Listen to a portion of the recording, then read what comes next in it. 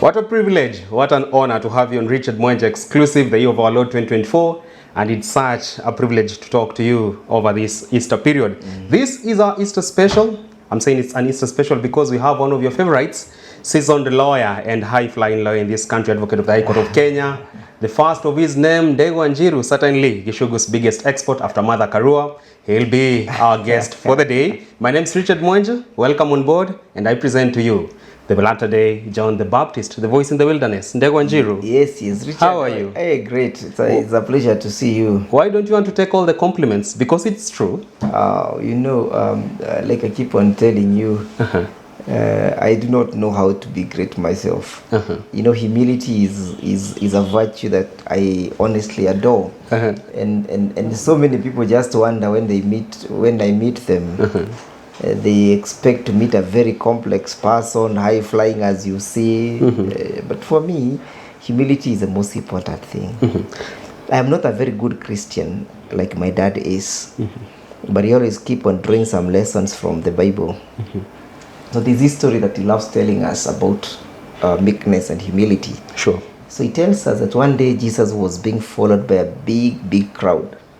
And they were hungry, and there was this guy, I think, with, is it 5 loaves of bread? Or? Yeah, 5 loaves of bread and 2 pieces of fish. And 2 pieces of fish. So, and then I'm told that Jesus multiplied them, and everybody had his fill. But before Jesus could have them served with the food, sure, he told them to sit down. So according to Mzee, my dad, that aspect of being told sit down so that you may wait the service of the food signifies meekness and humility. At kaeni chini ili mule chakula. Jesus had the possibility of perhaps even giving them some dining table, but he told them sit on the ground. So I draw a lot of lessons from him. Humility even at your peak. It's all about God. If you make yourself complex, you make yourself unapproachable. And therefore, if you become complex, it simply means you're not able to serve the people that God wants you to serve. Because for me, I serve the downtrodden. You've just seen the man who was in my office. True, very old man. He's called Mr. Yusuf. He has been looking for me. He has like a small house there at I think he said it is Majengo. Majengo. If that guy was to find me higher and flying, he would never come to me because he thinks I'm unapproachable. So you see, so he thinks, huyu jamaa hata fees yake siezi lipa. But you see, much of it is, this guy perhaps he doesn't even want your representation, he only wants your counsel. So making yourself complex to people makes yourself unapproachable and unavailable for service. I understand that you've been doing so many pro bono cases, especially just touching on Mount Kenya, the elderly, yes. The Council of Elders that had been arrested and followers. Yes. Is that so dear to your heart, representing the downtrodden? It is so dear to my heart. Because even us at a particular time, someone has come to your rescue. Had it not been for my father and my mother who sacrificed, I would not have gone to school. They were teachers and they sacrificed and did everything possible within their means. And they took us to school. My dad was able to train 3 lawyers in our family from being a teacher. So that is a service and a sacrifice that he did. Not that he had the affluence, but he made sure that it happens. So to that extent, then I also have to give back to the society and the community. In fact, today I was in court representing the 140,000 Kikuyus from Davivi, as you call it Davivi, in Naivasha, who are being displaced by land grabbers. The other day I was in, and I have to apologize for that because we were supposed to go together in Muranga. Sure. Representing very old mamas, our grandmothers, as old as 8 years old. It's about service to humanity. Sure. When you serve humanity, you serve God. Good. Yes. Rightly put. That of the way, let's get straight to the day's conversation on Richard Mwenja exclusive. Of course, today is going to be a cocktail of matters in the politics and governance arena. Yes. But how about we start with the latest commitment from President Ruto, that of ensuring that in the fullness of time, the Haitian mission has to see the light of day. Kenyan troops from the police force have to go there and help in the security intervention program. From where you sit, why do you think this Haitian mission is so dear and close to the heart of the president, much as it was signed during an illegitimate period? The prime minister is now out of office and all that. Basically, it is not William Ruto who is pushing himself to do this. Who then? You must understand William Ruto's presidency is that William Ruto presidency, he was made to be what he is by his masters. Of course, the Americans are playing the greatest role. They played a great role to make him be what he is. And that is why you keep on saying he never won the elections. Elections for William Ruto were won at the Oval Office. And therefore he owes unto them allegiance and loyalty. And that is why for him going to Haiti is a do or die thing. And of course you can see even after he became president, he has had a litany of things that are so much inclined to the Americans that he has been pushing. For example, he has been pushing the climate change aspect and the going green. You know, going green and the climate change is completely a Democrat position from the US. Position like that one of the Haiti is all Democrats. So for him, he's just dancing to the music of the person playing the piper. And he is entangled in this because he knows if he doesn't play and respond to them, and of course you can also remember the issues of the GMOs, all those are Americans. And of course he knows that if he doesn't respond to this positively, him winning 2027 elections will be an uphill task. So he's simply playing to the gallery to make sure that he's safe for 2027. And therefore we are saying, if it is so dear for him to take Kenyans to go to the gallows and be butchered and barbecued by barbecue, it would be prudent for him to start by putting his son. He can commission one of his sons to become the head of the nation. Remember, he's a commander-in-chief of the defense force. And therefore he can even commission a civilian to head that mission. And he's blessed of sons. We challenge him to perhaps commission one of his sons or one of his daughters who runs El Taskelta here in Kenya to be the head of that mission, so that we can then understand that he's quite sincere, that he wants to sort out the mess in Haiti. Yeah.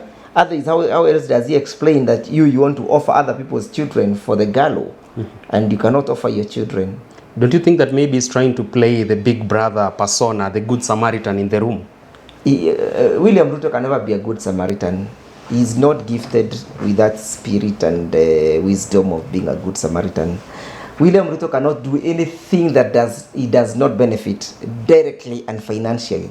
Are you saying money could be one of the motivating factors behind the Haiti mission? It's actually the driving factor. Can a president stoop that low? 60 it's not years? stooping that low. It's about him cutting deals. Because remember, when he was going for this Unga thing, there was no issue about the Haiti. It was not one of the agenda that Kenyans had, or Kenyans had sent him to represent them at Unga. But when he met Joe Biden, it all of a sudden became an issue. Remember, the other person who backed him up was Joe Biden, that he should take these guys to Haiti. Why is he taking people to Haiti and we have a lot of mess in Congo? If he's so concerned about human life, are we not losing lives in Congo? The Goma region, the Kasanga region, are we not losing people? Are we not losing people, human lives here in Kapedo, Baringo? In Kapendo? Are we not losing lives in leave alone even Kapendo because it's not a war scenario? But are we not losing people in Sudan? Yeah? Are we not having war all over Africa? And then why is he so much concerned about Haiti? Why doesn't he send them to save their lives in Palestine and the Hamas? When is there a life that is much more sacred and sacrosanct than the other? Rightly put there, Ndego. Yeah. And now we've seen one of the official programs of First Lady Mama Rachel Ruto is faith diplomacy. Yes. And this far, regarding the Haiti mission, she is committed towards setting up a strategic team that will offer prayers to our boys and girls who are heading to Haiti. Are we slowly turning into a theocrat as a country whereby religion and spirituality takes a front row seat in development? We are not in a theocracy. It's a mediocracy. Mediocracy? Is mediocracy in play? Not faith diplomacy. How do you respond to a gunfire by prayers? You respond to a bullet by prayers? This is something that is akin to the Majimaji rebellion. The kijitile ngwale. That yote itakuwa ni maji.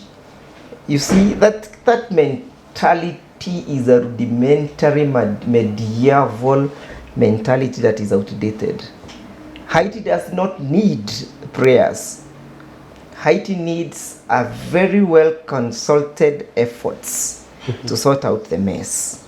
Beyond but prayers. If these people are Christians as they allege, if Her Excellency Rachel is a Christian, and if his husband, her husband is equally a Christian as they allege, I believe the Bible told them, or says to them, or says to us, that before you go to preach in Judea, you begin in Jerusalem.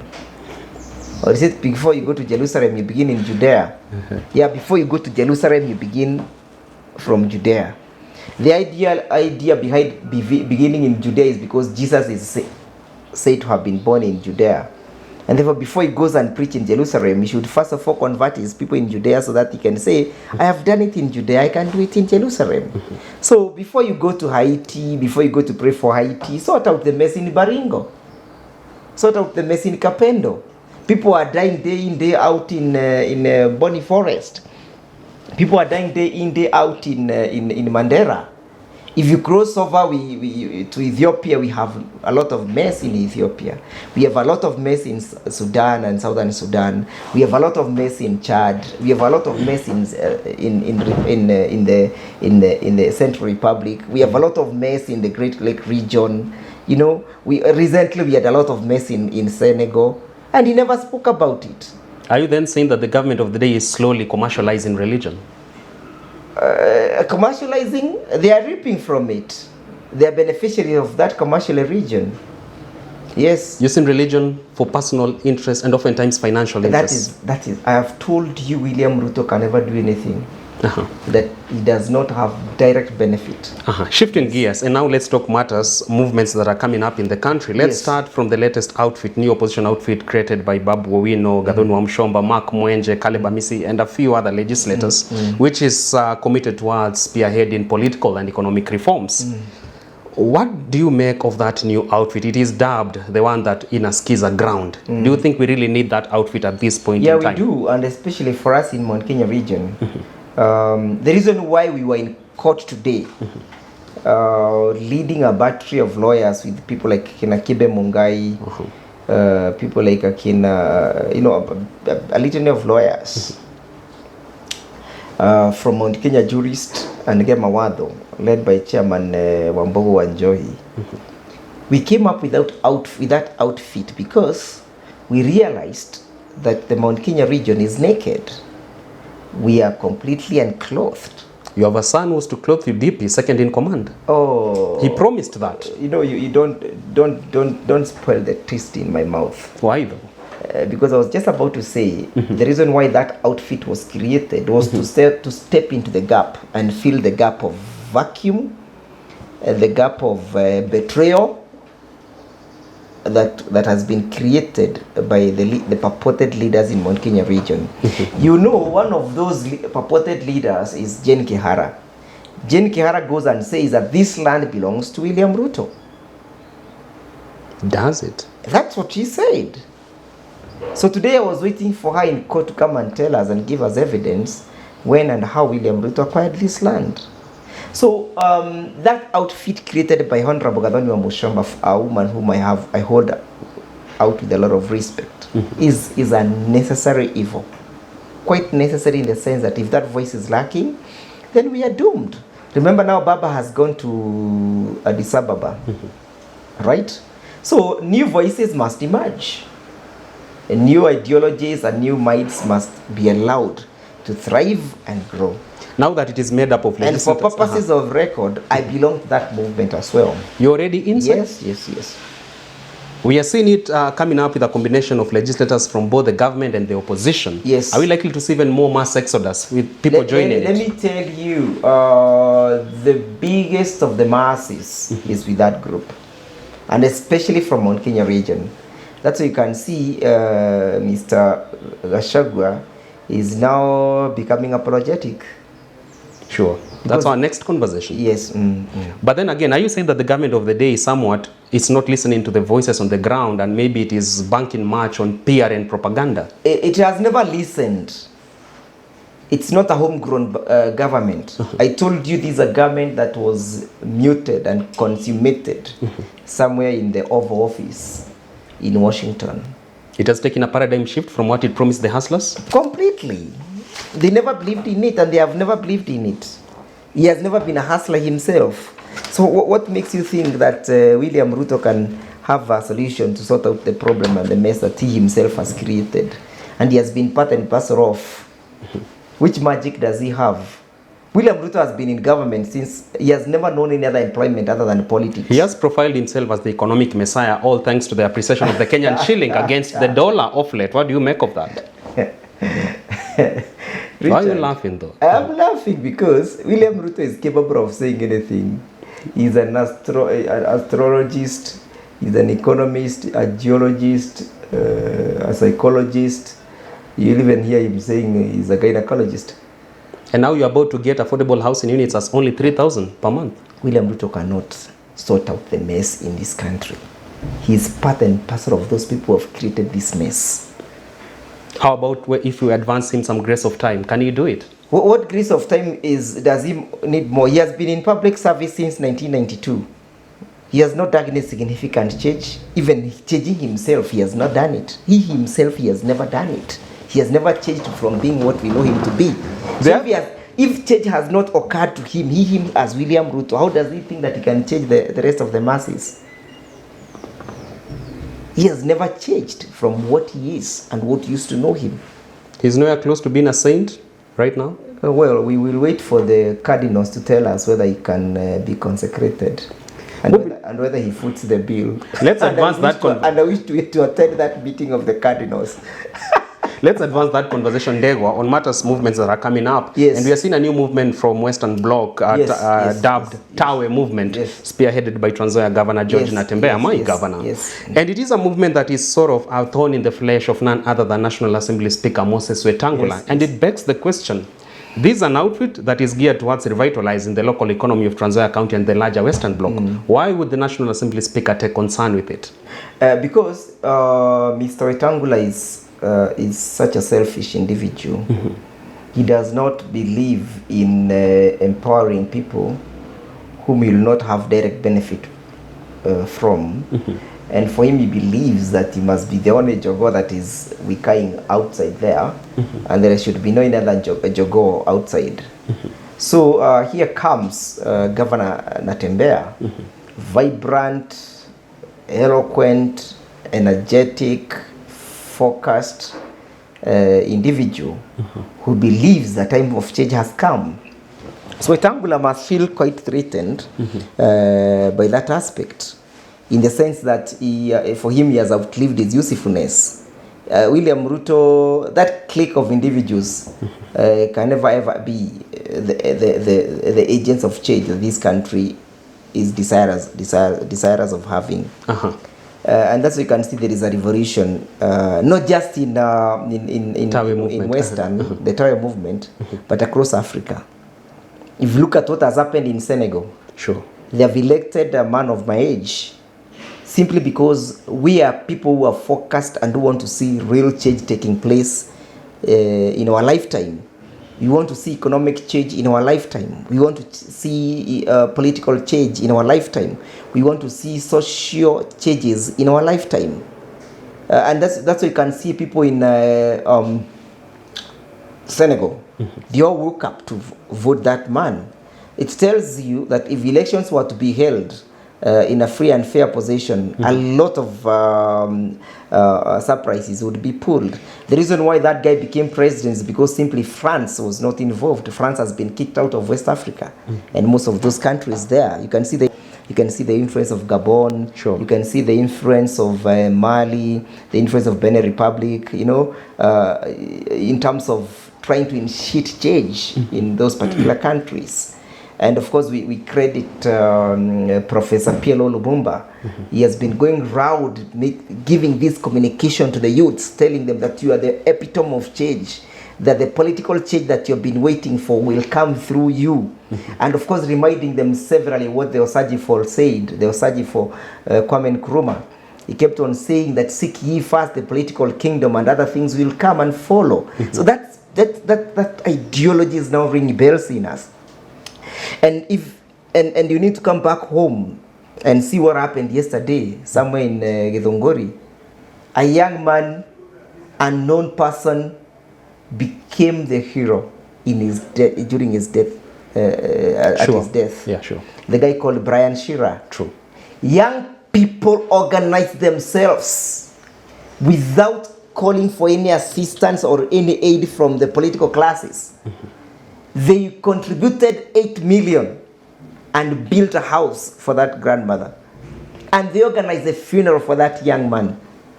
I tell you, that is revolutionary. Agents of change.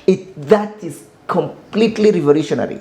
And for records purposes, that incident and the event of yesterday caught the country and the world unaware. Even the mainstream media was not there. Because according to them, whoever was being buried is inconsequential. But the youths have told us, hey guys, we are here to stay. So it tells you what the spirit of, how far the spirit of resolve can do. So you may sit in the State House there, thinking that you're controlling all the media houses, you're giving them tenders, and therefore they cannot broadcast anything that is negative in your government. But down here, a lot of revolution is taking place. I'm only waiting to see the power of those young people come 2027. And I tell them, just like they did for Brian, they can do it politically, they can change the politics of this country, they can change the socio-economics of this country, they can change even the way we are oriented, be it political orientation, social orientation, or economic orientation. That group can change, because that group that was there yesterday is a representation of so many other small, micro, macro, and micro groups that can initiate change in this country. True, very well. And some quarters would believe that maybe the minds of people like Ndegwa and Njiru are big on gaslighting the youth. The reason I'm saying this is they consider maybe someone vibrant like you and Edwin Sifuna to be big on calling out the message on the government without offering alternatives or solutions. No, we are offering alternatives. And one of the alternatives is inspiring those youths and telling them that you can actually do and change the course of this country. I have been, you can't say that I've not been an agent of change. You have seen me holding a man to his collar. True. Telling him, you cannot steal from this young man. And telling him that you're accountable to the people that elected you. And telling him that you cannot use your office to enrich yourself. And on that basis, the deputy governor of Kisii County was sent home. Robert Monda. You have seen me fighting for the old people in Murang'a. So I may be able to do that little thing that Professor Wangari Maathai spoke about, the little hummingbird, putting all out the fire that is burning the bush or burning the forest. The worst we can do is to sit and wait and watch as if there's nothing that is happening. For me, and for now, God gives me life, I will inspire those youths. The youths that gathered yesterday at Githongori should not stop at that. That should be a movement that should stop at State House. And they can. If we decide that we are going to change the politics of this country, we can change it. Sooner than later? Oh yes. Before 2027, it can happen. No, we shall use the laid down constitutional procedures to change government In the fullness of time. in the fullness of time. Very well. So my fellow youths can be patient up to the 2nd of August 2027 and they vote one of their own. It has happened in Senegal. Yesterday was a message that was being sent that yes, we can change, we can be the agents of change that is desired for Kenya and Africa as large. Well articulated. Look at what is happening in South Africa with Malema. Malema is seriously causing havocs in South Africa with his very young political party, the EFF. So all that tells me that if the people of good thinking and good mind conglomerate with one agenda of initiating change and we summon ourselves and focus on that particular change, change is inevitable. Change is inevitable. Yes. That statement by the firebrand and lawyer advocate of the High Court of Kenya, Ndegwa Njiru, takes us to the wrap of this conversation today on Richard Mwenje Exclusive, talking a plethora of issues in the world of politics and governance. And Ndegwa Njiru says change is inevitable and it's going to happen sooner than later. Ndegwa Njiru, asante sana for always gracing our occasions. Yes. And thank you for the good work you're doing out here. Thank you very much, Richard. I hope that you'll have a very great Easter. We hope to have one. We may have a different opinion about Easter. But the most important thing is that the death of Jesus Christ should be an avenue of changing ourselves. So that then we're able to impact that change that we are speaking about. Very well. So let's not just celebrate his death and then we are left without any impact in our lives. We wish that you and your family will have a good one. Thank you, Richard. Until next time on this particular show, do enjoy the rest of your day.